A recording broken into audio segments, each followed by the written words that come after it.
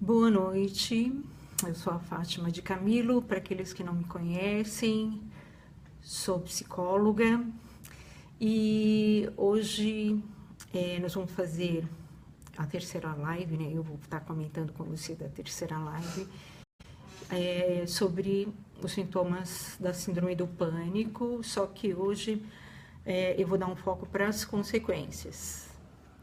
E aí, só para entender melhor, né? Porque o pessoal deve estar perguntando: nossa, você só fala sobre síndrome do pânico? Tem horas que a coisa parece meio repetitiva, né?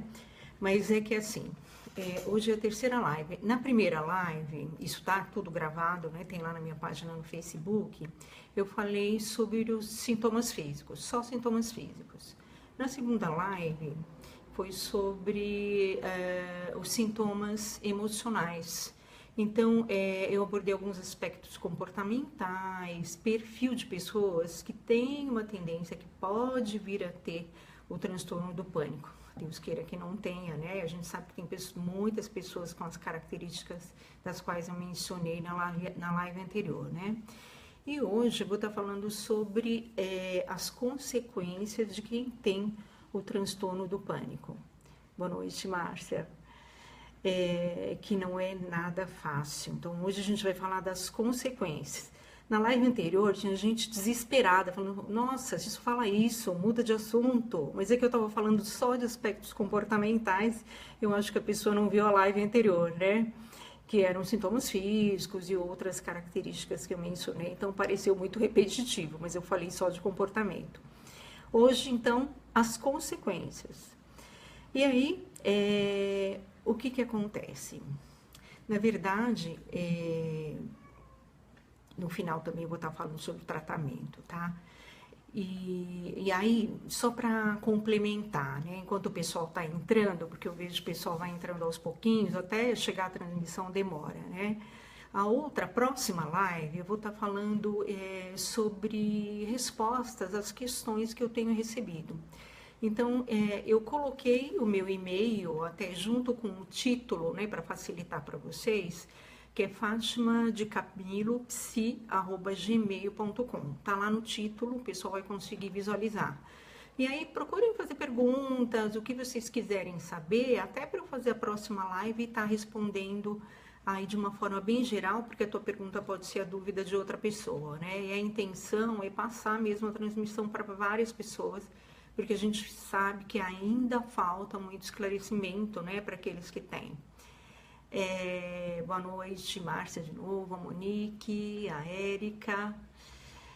E então, eu estava só retomando, falando das lives, né? A primeira que eu dei, que é comportamental, sintomas físicos, a segunda que foi mais comportamental, e agora a gente vai estar falando das consequências. E a próxima live, por favor, mandem perguntas, que às vezes a gente não consegue estar respondendo, muita gente acaba entrando, né? Então, faço questão de responder para cada um, e sempre que eu posso, à medida do possível, eu vou entrando e vou respondendo, né, para cada pessoa que faz algum comentário ou alguma pergunta, tá bom? Então, vamos lá. As consequências não são fáceis. Uma delas seria no aspecto econômico, né?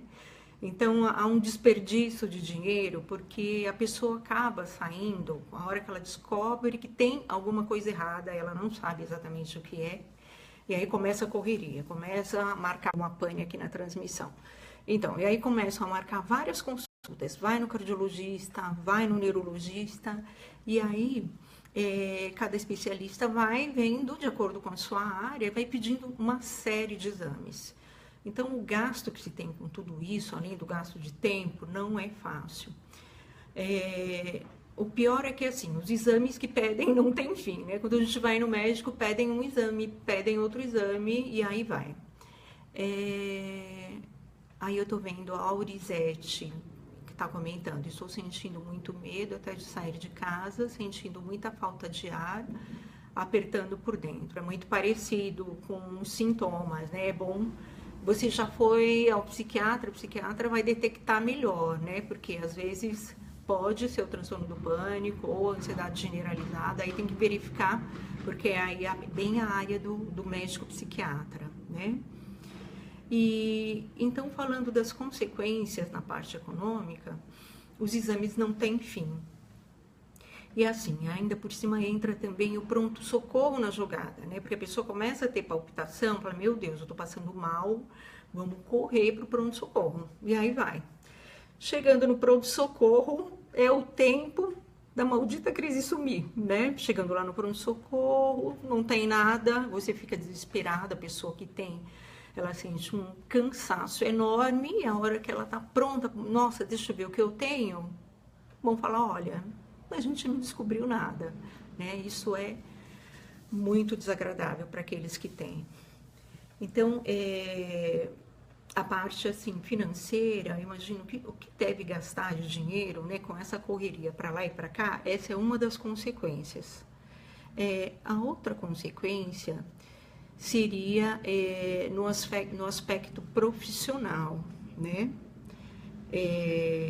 Eu tô vendo a Márcia comentar que faz tratamento desde 2003. Nossa, é muito tempo, né, Márcia?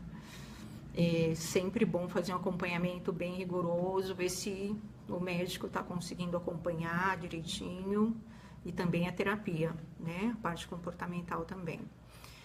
Quando a gente fala das consequências do aspecto profissional, além daquela correria imensa, né? De estar indo em médicos, de estar procurando descobrir o que realmente tem, a pessoa acaba faltando no trabalho, né? E aí já pensou?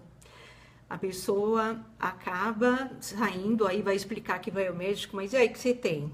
Não sei, né? É complicado, ainda vai descobrir. As pessoas já começam a olhar meio estranho, né? Então, começam a correr as faltas. Se a pessoa tá para ter alguma promoção, aí já é uma coisa que acaba emperrando, porque a pessoa tá ali, tentou sua vida profissional. Normalmente essas pessoas são super dedicadas, né? Falando do aspecto comportamental, tem muito foco, pá, de repente vem a síndrome, e aí, nossa, como que eu posso ser promovida sentindo todas essas coisas desagradáveis, né? Então, pode comprometer, né, de estar vindo uma promoção e de repente isso vai ser barrado. Alguns ficam tão desesperados que acabam pedindo demissão.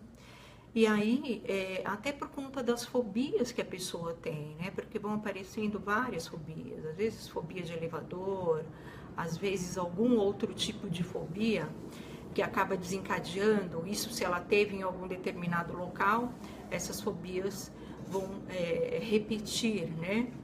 E aí, nossa, tem pessoas que acabam se desesperando, acabam pedindo demissão. Outras pessoas entram de licença ou vão indo até faltando porque não sabe o que tem, e a correria aí até os médicos para descobrir realmente o que se passa com ela. E aí é complicado porque atrapalha, né? Se a pessoa está trabalhando, os colegas de trabalho já começam a olhar, ih, lá vem aquela pessoa, né? Ih, ela tá estranha, não sabe o que tem, né? Deve ser frescura e aquela toda coisa desagradável que quem passa e quem está assistindo sabe muito bem como é que é, né? Tem pessoas que até dependem de viagem no seu trabalho e aí complicou. Eu sei muito bem o que é isso, porque eu tive fobia de avião, e aí eu pude sentir de perto o que as pessoas, o que vocês, alguns que estão assistindo, têm isso, acabam sentindo.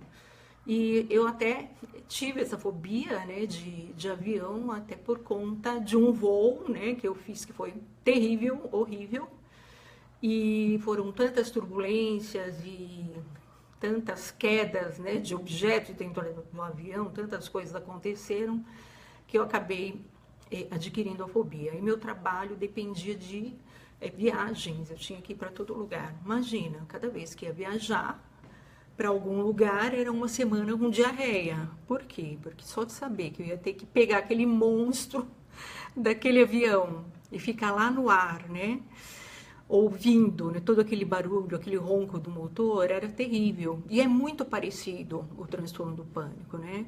Eu falei, nossa, eu pude sentir muito na pele. Porque quando eu entrava no avião, eu abraçava, né, o braço da cadeira e falava que ninguém fale comigo porque eu não tenho condições de responder, né? Ficava totalmente endurecida. Eu olhava para o lado, opa, turbina direita funcionando, turbina esquerda ligada, a aeromoça também tá aqui, né, oferecendo o cafezinho para todo mundo, até parecia que eu era a técnica do avião, né? Eu queria saber se todo o mecanismo do avião estava funcionando. É uma neura impressionante, eu não conseguia me desvincular disso.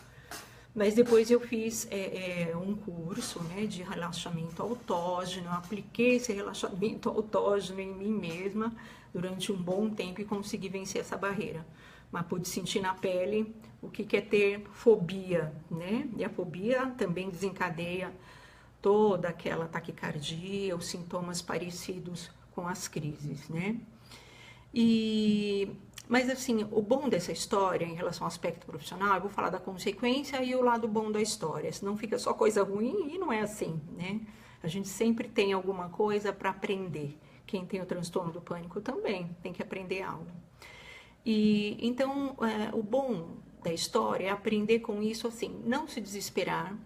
E aí, abrir o jogo para a pessoa que está lá no seu trabalho com você, né, com a chefia, explicar realmente o que está acontecendo, que você está buscando um tratamento, e aí o foco é o tratamento eficaz, né? Levar o atestado se precisar de alguns dias de licença, mostrar, explicar que está tomando o medicamento, que esse medicamento vai ajustar. E aí vai depender da tua segurança, porque tem gente que nem acredita que vai melhorar, né? Que nem acredita que tem cura. Claro que tem. E aí é mostrar a verdade, né, no teu trabalho e que isso é provisório, é passageiro, pode acreditar, porque você tem que acreditar primeiro que é e é mesmo.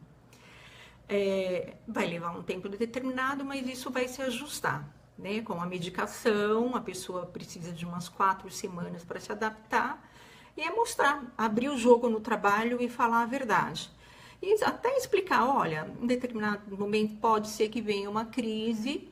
E aí eu vou ficar no cantinho quietinho, é bom que você saiba e tenha essa consciência. Vai levar de 5 a 10 minutos, você não vai morrer, você vai ficar bem.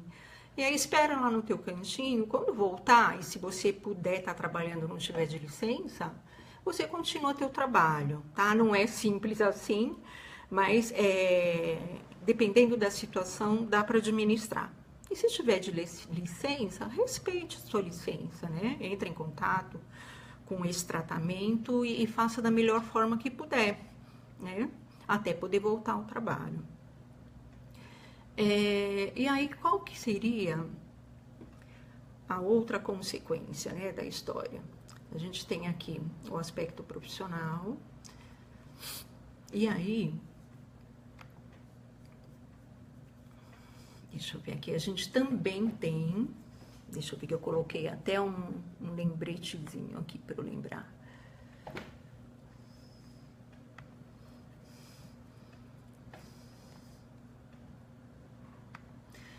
A gente tem também o problema familiar, né? O problema familiar é complicado porque, assim, vai envolver pais, vai envolver filhos, ou pode estar envolvendo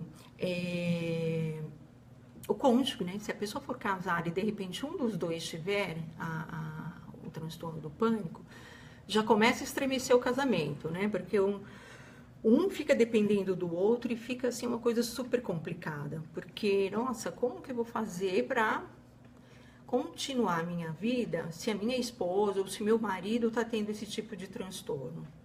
Então, o que acontece, né? No início, a pessoa até entende, tá com transtorno do pânico, mas assim, puxa vida, vamos levar ao médico, vamos acudir, vamos socorrer, tá. Aí corre para lá, corre para cá, e aí, resumo da história, vai sair nos resultados que tudo está normal. E aí começa a dúvida, a família não entende, e aí, além de ter esse resultado de que está tudo normal, que está tudo certo, né, não aparece nada nos exames, as crises continuam. E continuam de forma intensa. E aí como é que vai explicar para o familiar se a própria pessoa que está tendo o transtorno está sabendo menos ainda como lidar? E aí o familiar começa, opa, o parente ali, né, seja quem for aquele que está próximo da pessoa, vai falar, olha, vê se você se esforça um pouquinho mais, tem um pouquinho mais de controle, né, da situação,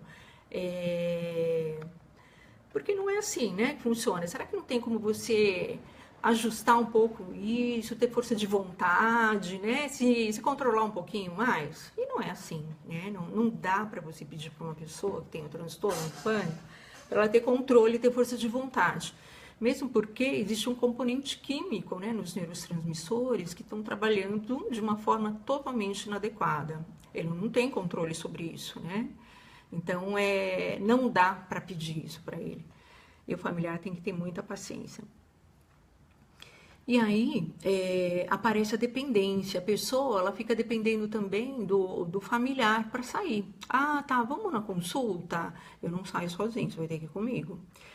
E aí tem toda uma história, né, da família que acaba se mobilizando para ajustar todos os seus compromissos diante dessa situação, né, que é diante desse problema. A pessoa fica dependente, né? Todas as atividades que ela passa a realizar, ela fica dependendo do outro, né?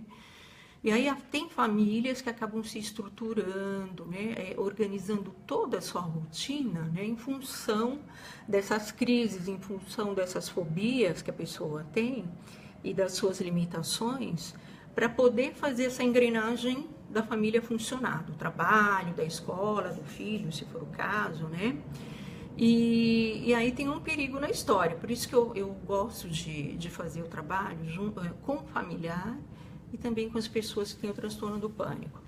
Porque às vezes o familiar, em vez de ajudar, ele pode acabar atrapalhando um pouco, porque se ele também fizer isso, deixar tudo em função, né, da pessoa que está ali com o problema do transtorno, do pânico, se deixar, né, e aí fizer tudo de acordo como ela precisa, ela pode se acomodar e achar que esse é o caminho e não vai procurar buscar o caminho, vamos dizer assim, que seria mais eficaz para o tratamento dela. Então tem que tomar muito cuidado, a família tem que ficar bem ao par. Eu acho que o ideal é muito válido a pessoa conhecer, vamos falar do familiar, né? Estou falando do que é ruim, falei do que é ruim, porque aí tem toda essa questão da família que se desorganiza, né? E o lado bom da coisa é o quê? O familiar se preparar para isso, descobrir, estudar, né? Procurar conhecer o que é o transtorno do pânico, para procurar tranquilizar essa pessoa, o paciente, né? Oi, Elaine, Nicolai, tudo bem? E aí, a pessoa se preparando, né? Por isso que eu estava comentando, eu gosto de trabalhar com grupos de pessoas que têm o transtorno e pessoas que são da família, até para se prepararem. O trabalho em grupo é muito rico, porque enquanto um está trazendo uma informação de alguém que tem um transtorno e já está quase se curando, o outro está começando a ter a crise. Então, a troca de informações entre grupo é muito, muito rica. Então, eu gosto de trabalhar com um grupo de familiares e também com um grupo das pessoas que têm o transtorno do pânico, porque a troca é fantástica. Então, assim, se o familiar se preparar, que é o lado bom da história, ele vai poder tranquilizar, né, essa pessoa que tem o transtorno do pânico, né, porque quanto mais rápido a pessoa for socorrida, é melhor para ela. E se deixar vir muitas crises, aí vão aparecer fobias, vão aparecer outras limitações, até a pessoa ficar totalmente, né? E aí as complicações são mais sérias, vai ficar mais difícil, o tratamento fica mais longo. Mas se detectar isso logo de início, a pessoa pode se livrar disso rapidamente, né? E o familiar pode ser uma pessoa que pode estar realmente dando um grande apoio, incentivando o tratamento correto, né? Deu uma falhazinha aí de transmissão, enquanto isso eu vou demorando um pouquinho mais para falar algumas coisas, né? Então, e aí eu gosto de fazer prazos, 12 atendimentos por grupo. Então, 12 atendimentos para o familiar, 12 atendimentos para quem tem o transtorno do pânico, eu acho super válido. E aí as pessoas saem super unidas, super amigas, além de um excelente aprendizado. Então, o familiar pode ser uma peça importantíssima para dar o apoio para a pessoa que tem esse problema.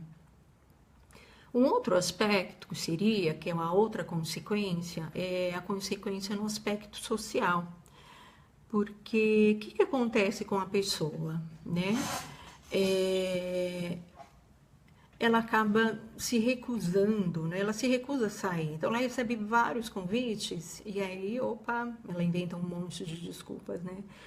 Ah, não vai dar para ir. Aí, se ela tiver batizado, casamento, passeios, imagina só, o que é mais gostoso, que é o lazer, viagem, né?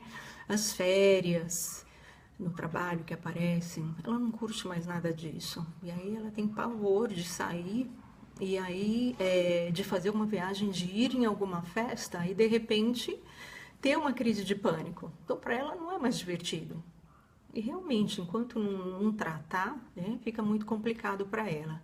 Então, o aspecto social começa a minguar, porque os amigos vão se distanciando, ela começa a ficar mais isolada, né? Até, assim, pessoas que recebem visitas, tem algumas pessoas que nem gostam de receber visitas, né? E ficam perguntando toda hora, de repente ela pode até se lembrar e, opa, e aí vem mais uma crise. Assim como ela também não gosta de fazer visitas para os parentes. Por quê? Porque vai ter que sair de casa, vai ter que se locomover, vai ficar dependendo, né, do familiar mais uma vez para sair para visitar um outro familiar. Eu tô vendo que tem vários comentários e o pessoal pode me mandar e-mail, viu, gente, para eu ir respondendo, que eu sei que tem muita gente perguntando coisas aí sobre medicamento e tudo mais, né?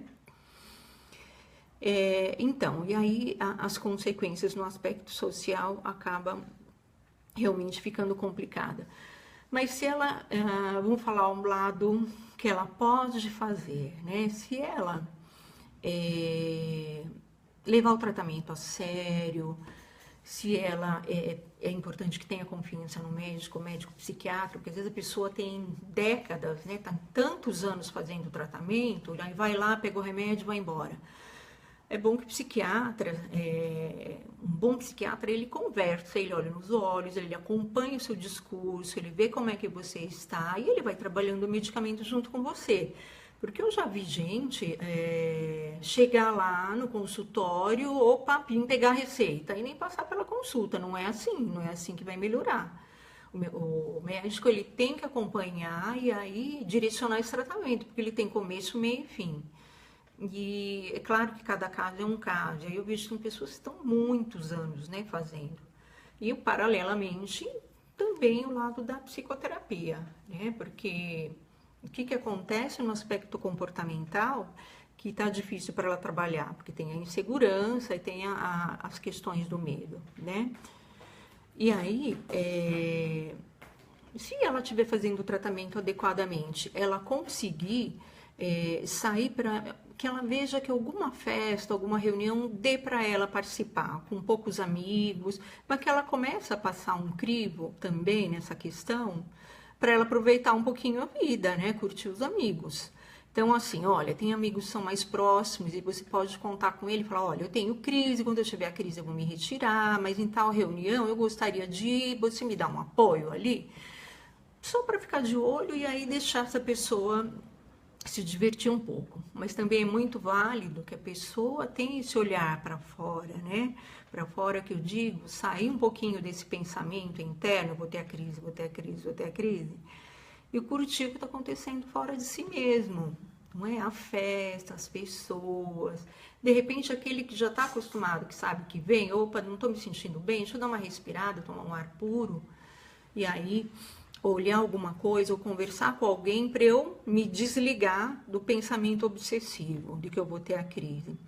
Dependendo da condição que ela se encontra no tratamento, ela começar a sair um pouquinho mais, né? Para entrar em contato com a realidade mesmo, com a questão externa, né? Fora da mente dela. E aí eu já falei as consequências econômicas da profissional, a familiar, eu comentei, né, também. E além disso, o familiar, uma outra coisa que eu não falei, os parentes vão ficando decepcionados porque a pessoa não participa de lazer junto, né, com a família.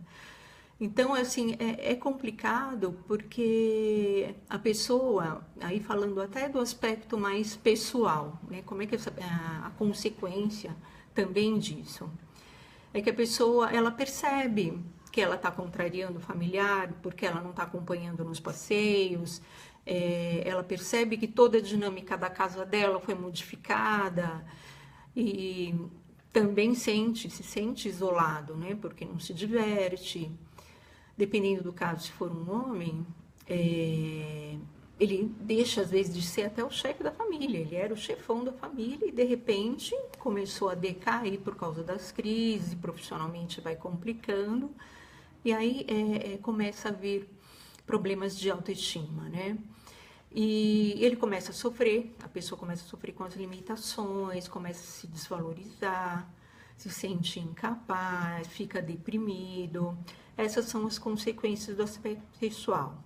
Mas vamos lá para o outro lado positivo. O que dá para tirar de proveito disso? É que esse é um aprendizado que é um longo processo. E aí é o que eu sempre falo. Se isso veio, a pergunta é: o que eu tenho que aprender com isso, né? O que, na verdade, eu preciso mudar, que antes eu tinha um determinado comportamento, não é à toa que apareceu isso, e o que está acontecendo comigo e o que eu preciso mudar.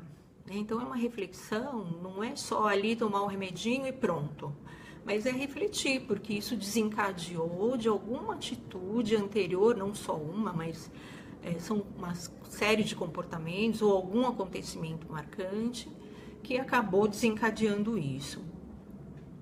E aí, a importância da terapia ou a psicanálise, né?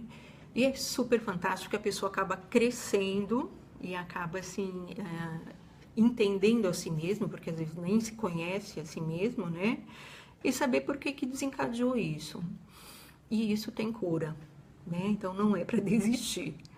É um longo aprendizado e muito, muito válido.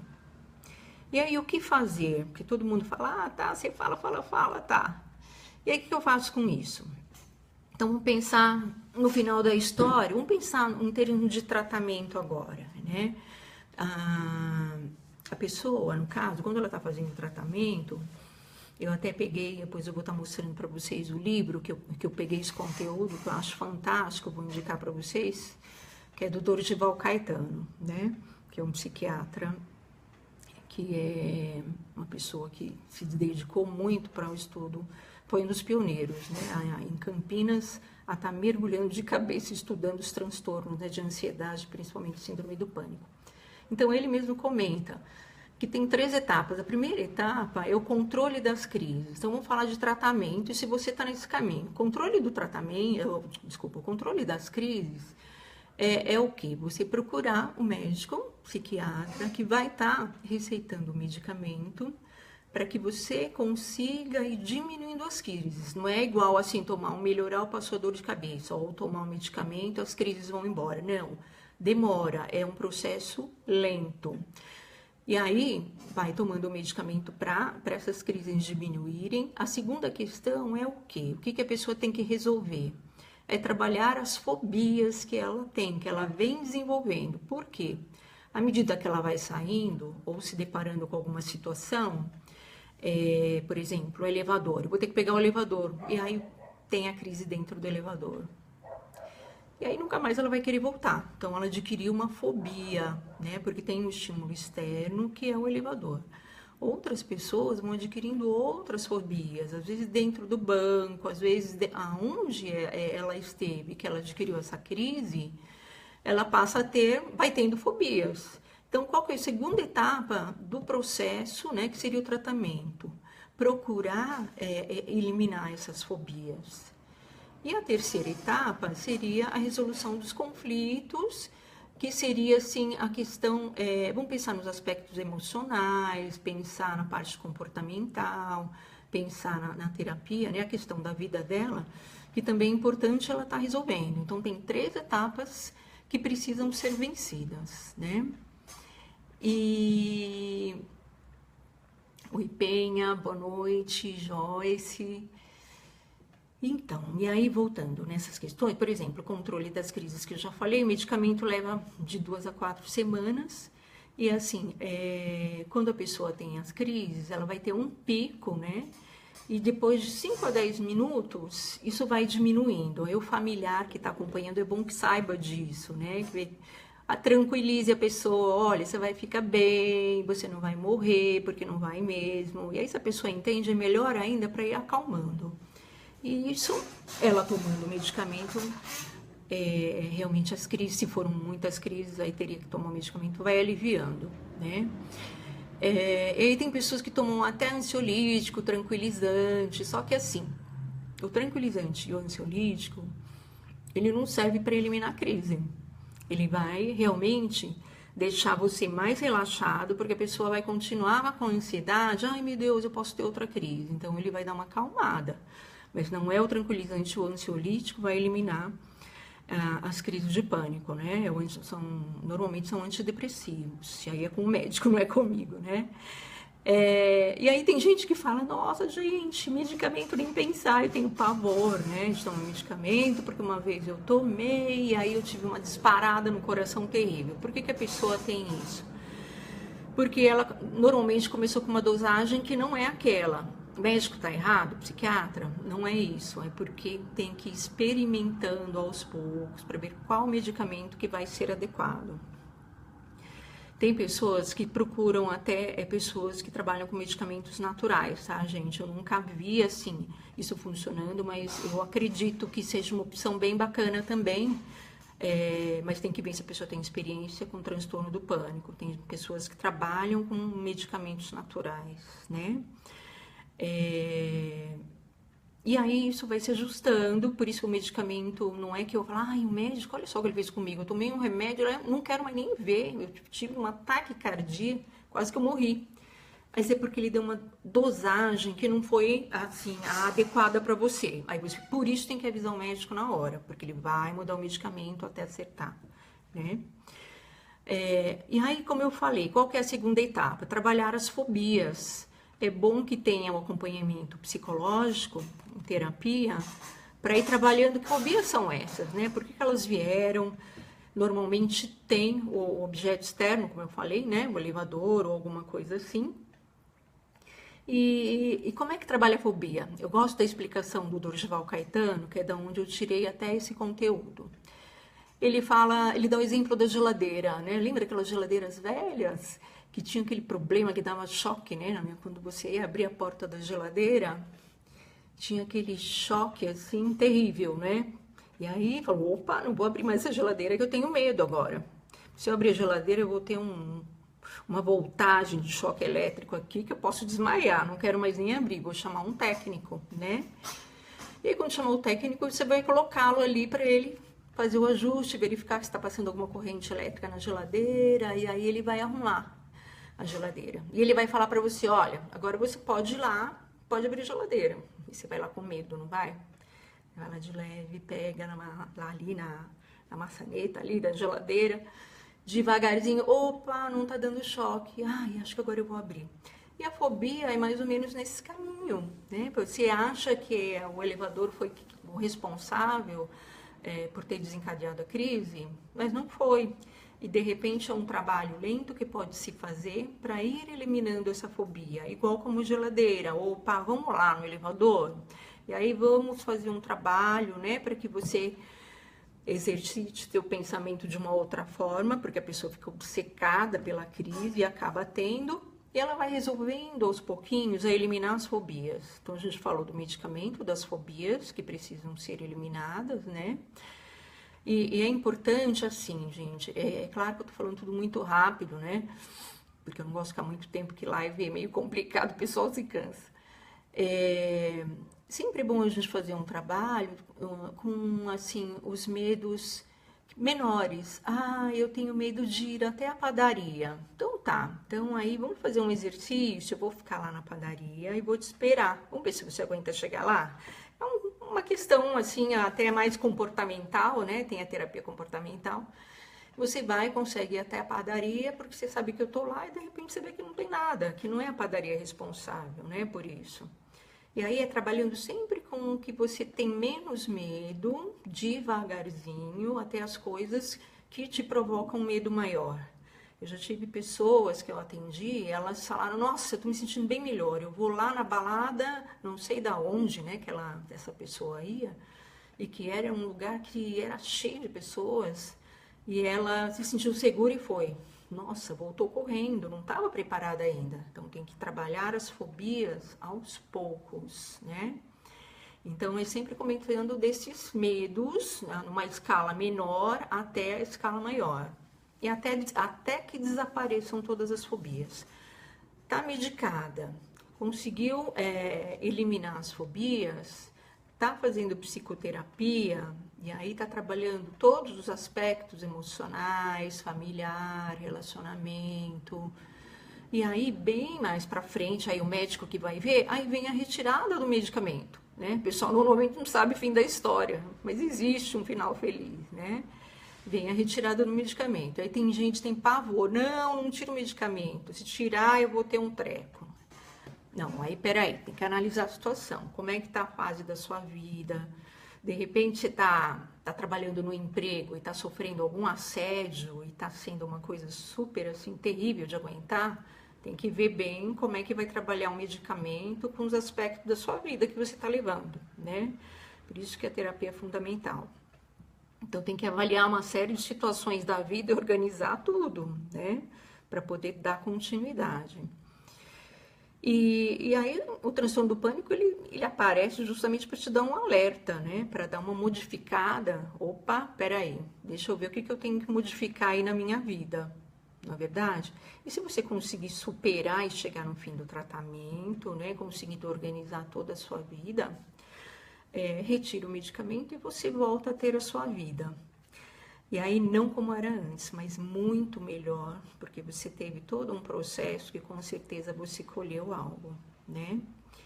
E assim, deixa eu mostrar para vocês o livro que eu super recomendo, né, para vocês. Ele é um livro tão fininho, eu sei que vai aparecer invertido aí para vocês, tá?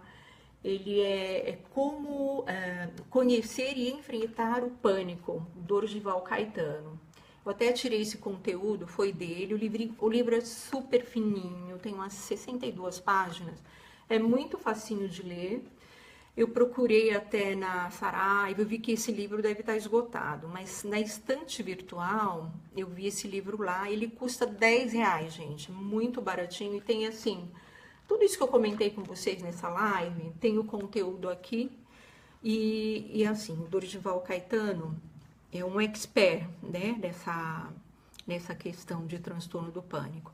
A linguagem é super fácil, super recomendo, se a pessoa quiser ler e entender o que acontece, porque nem a própria pessoa sabe, né, o que acontece com ela mesma. E assim, gente, logo mais eu vou estar divulgando sobre os trabalhos de grupo, tanto para familiares, né, quanto também para as pessoas que são portadoras da síndrome do pânico.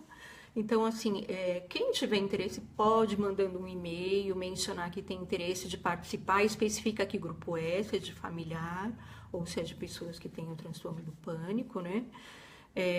Eu vou fazer só 12 encontros e assim, compartilhar entre pessoas é uma coisa muito rica, mas aí vai ter a minha direção também, né? Conduzindo o grupo.